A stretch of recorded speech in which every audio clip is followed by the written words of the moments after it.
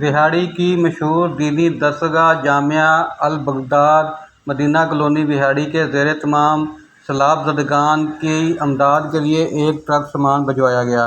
سامان میں متاثرین کے لیے 400 بیگ راشن شامل ہے۔ مفتی محمد حیات قادری اور سابق زونل خطیب اوقاف قاضی محمد وحاج قادری نے اپنی موجودگی میں قافلہ روانہ کیا۔ جہاں پاکستان میں سیلابی آفت آنے کے بعد چاروں صوبوں کے افراد متاثر ہوئے، وہاں پاکستان کے مخیر حضرات نے بھی سیلاب زدگان کی خدمت کرنے میں کوئی کسر نہیں اٹھا رکھی۔ کثیر تعداد میں پاکستانیوں نے اس کار خیر میں بڑھ چڑھ کر حصہ لیا۔ اسی سلسلے میں وہاڑی کی مشہور دینی درسگاہ البغداد مدینہ کالونی کی جانب سے ایک ٹرک میں 400 بیگ بستر اور مچھردانیاں بھجوائی گئیں۔ صدر علماء سنی کونسل مفتی محمد حیات قادری ادارے کے طلباء اور مخیر حضرات نے دل کھول کر عطیات دیے۔ میڈیا سے گفتگو کرتے ہوئے مفتی حیات قادری کا کہنا تھا کہ جس وقت ملک عزیز میں سیلاب کی خبر پھیلی، دل خون کے آنسو رونے لگا۔ سیلاب زدگان کی ویڈیو دیکھنے بولنے کی سکت نہ تھی۔ حضرت محمد صلی اللہ علیہ وسلم کے فرمان نے حوصلہ دیا، جس نے مسلمانوں کی تکلیف دور کی، اللہ تعالیٰ قیامت کے دن ان کی تکلیف دور کرے گا۔ اس عزم کو لے کر نکلا تو خلق خدا کو بڑا سخی پایا۔ اہلیہ نے وہاڑی نے اپنے سیلاب زدہ بھائیوں کے لیے دل کھول کر حصہ ڈالا۔ قافلہ کی روانگی کے وقت قاضی محمد وحاج نے ملک کی سلامتی اور سیلاب زدگان کے حق میں دعا کروائی۔ وہاڑی کی مشہور دینی درسگاہ جامعہ البغداد مدینہ کالونی وہاڑی کے زیر اہتمام سیلاب زدگان کی امداد کے لیے ایک ٹرک سامان بھجوایا گیا۔ سامان میں متاثرین کے لیے 400 بیگ راشن شامل ہے۔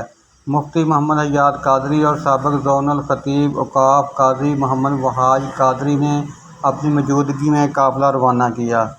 اس موقع پر مفتی محمد حیات قادری نے گفتگو کرتے ہوئے کہا کہ بسم اللہ الرحمن الرحیم۔ الحمدللہ مجھے آج بڑی خوشی محسوس ہو رہی ہے کہ ہمارے ادارہ جامعہ البغداد کی طرف سے مدرسے کے طلباء نے سیلاب زدہ لوگوں کے لیے بڑی محبت کا اظہار کیا۔ میں مبارک پیش کرتا ہوں ان کے استاد محترم قبلہ قاری محمد اکرم صاحب کو، مفتی سراج احمد صاحب کو، میرے بیٹے محمد حمزہ حیات کو، کہ انہوں نے بڑی محنت کے ساتھ ان اپنے سیلاب زدہ بھائیوں کے لیے دن رات محنت کر کے سامان کو پیک کیا، لوڈ بھی کیا۔ میں یہ سمجھتا ہوں کہ یہ مستقبل کے شاہین ہیں۔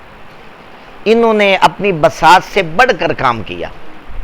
میں نے ان کو دیکھا کہ ان کے دلوں کے اندر جذبہ، محبت، شوق، آنکھوں کے اندر چمک، یہ میں سمجھتا ہوں یہ سب کچھ قرآن پاک کی تعلیم کی برکت ہے، اور یہ مستقبل کا سرمایہ ہے، ملک کا سرمایہ ہے، قوم کا سرمایہ ہے۔ میں دل سے دعا کرتا ہوں اللہ انہیں کامیابیاں عطا فرمائے۔ اس خوشی کے اندر کہ انہوں نے بڑی محبت کا اظہار کیا، بڑی محنت کی، پسینوں پسینی ہو کر، ایک بچہ کہنے لگا استاد جی وہاں پر ہمارے چھوٹے چھوٹے بھائی ہوں گے، ان کے لیے نمکوں کا بھی انتظام کیا جائے۔ میں نے کہا اس بچے کی خواہش کو بھی پورا کر دیا جائے۔ تو جہاں پر مخیر حضرات نے تعاون کیا، ان بچوں کا تعاون سب سے بڑھ کر ہے۔ میں اس خوشی کے اندر ان بچوں کو کل کی چھٹی عطا کرتا ہوں۔